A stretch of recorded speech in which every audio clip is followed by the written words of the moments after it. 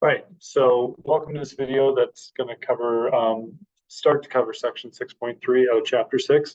So you've watched a series of, I think it's 7 videos upon using the method of moments and the maximum likelihood estimation method to calculate estimators of parameters, okay?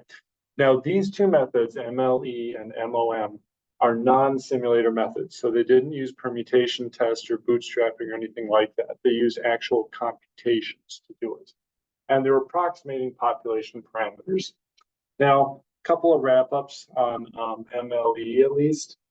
If your log likelihood function, lowercase l, happens to involve 2 or more parameters, then we can still probably, well, hopefully we can solve for both parameters by taking partial derivatives of lowercase l, setting it equal to 0, and then solving the system of equations. So for example, if lowercase l have parameters theta and beta, I could take the partial l partial theta, set it equal to 0, partial l partial beta, set it equal to 0, and hopefully this gives me a system of 2 equations and 2 unknowns. Algebraically, we should have a shot at solving that. And if I can solve it for theta and beta, those would be my estimators, theta hat and beta hat. Okay. All right. For example, how that might come up. Let's say we're looking at a log likelihood function of a random sample from a normal distribution. Now, if you look up the PDF of a normal distribution, it involves both mu and theta, all right? So the likelihood function will as well, and thus the log likelihood function will as well, okay? So it gets messy to do that partial derivative because the PDF of the normal is kind of messy too, but we can do it, right? So we've got a random sample x1 through xn from some normal distribution. Then it turns out that when we do those partial derivatives with respect to mu, with respect to theta, set them equal to 0, solve for mu and theta, then the maximum likelihood estimators that we solve out of those are mu hat, which is the sample mean, okay, which is kind of cool, and theta hat, which is the root of 1 over n times the sum of xi minus x minus the sample mean quantity squared. Note that's a 1 over n, not a 1 over n minus 1, okay? All right, which you might feel like it's starting to get a bit confusing, but hopefully we're going to clear that up in 2 videos from now, okay? All right, so pause this, copy it down, and let's move on.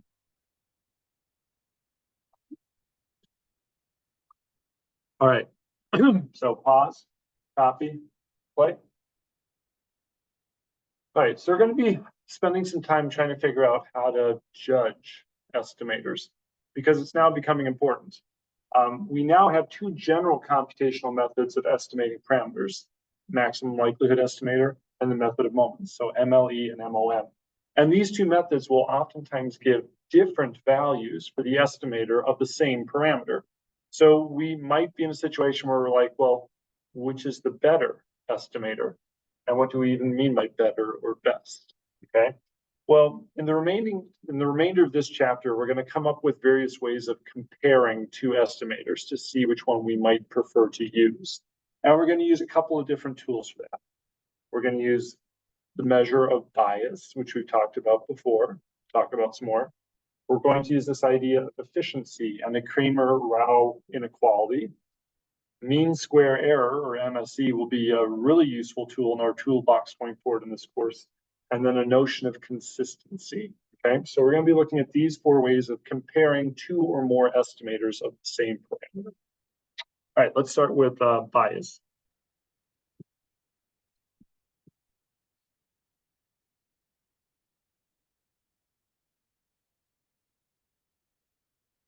All right, so why don't you pause, copy this down. All right, so a reminder of bias. So I've got an estimator, theta hat, theta. Then the bias of that estimator is defined to be its expected value minus the true value of the parameter. Okay, it's how much you expect the estimator to be off. Now, if the bias of the estimator happens to be 0, we say that the estimator is an unbiased estimator of theta. And another way of saying that is we expect the value of our estimator to equal the true population parameter theta, okay? All right, so for example,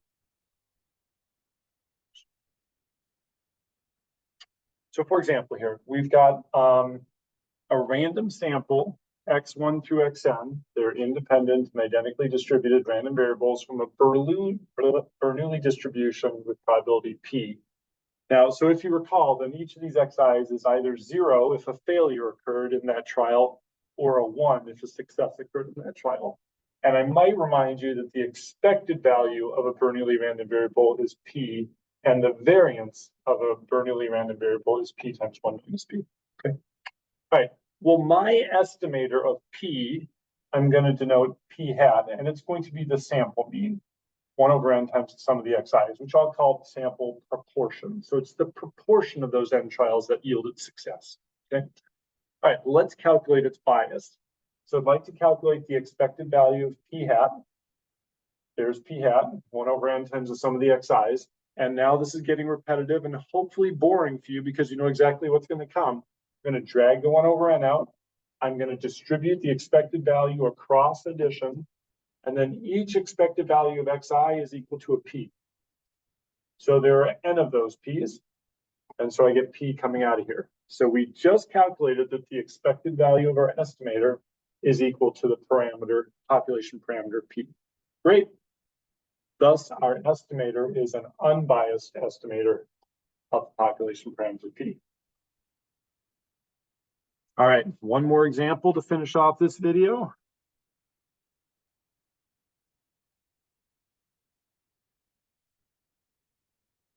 All right, so pause, copy this down. All right, so in this one, we're going to be looking at the uniform distribution from 0 to some parameter theta. And I'd like to estimate that parameter theta. And we're going to assume that I've been given a random sample, x1 through xn, so independent, identically distributed random variables from this distribution. All right, now, I believe, let me just check, but I believe we've worked through problems in class to get, yes, we have, to get both the method of moment estimator of theta and the maximum likelihood estimator of theta for this distribution, okay? The method of moments estimator was theta hat mom, 2 times sample mean x bar. Let's calculate its bias. I'm going to calculate the expected value of the estimator. So there's 2 times x bar, drag out the 2. X bar is 1 over n times the sum of the xi's. So drag out the 1 over n, apply the expected, distribute the expected value across addition. Okay. The expected value of a random variable from a uniform distribution is the max over 2, theta over 2. Okay.